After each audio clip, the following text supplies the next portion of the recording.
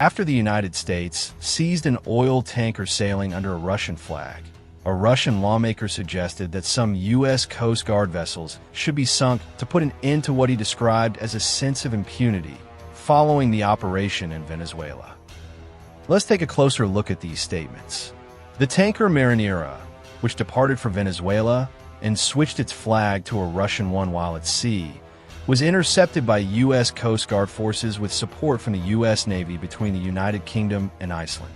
This occurred despite a request from Moscow, sent through diplomatic channels, to be allowed to take part in the pursuit of the vessel. The tanker, which was heading to Murmansk, was detained for violating U.S. sanctions in accordance with an order issued by a U.S. federal court.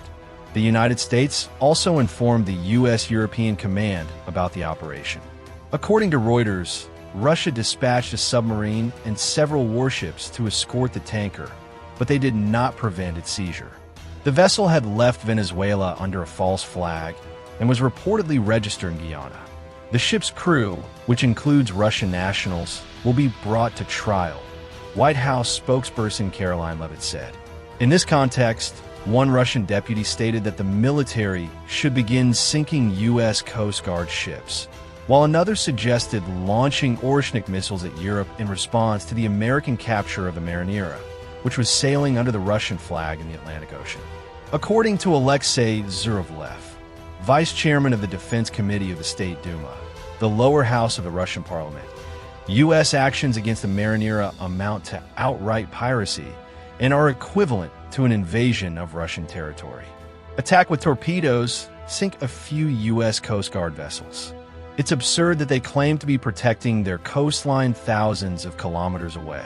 I believe the United States, which is experiencing a kind of euphoria of impunity after the special operation in Venezuela, can now only be stopped with a slap in the face, Zhuravlev suggested.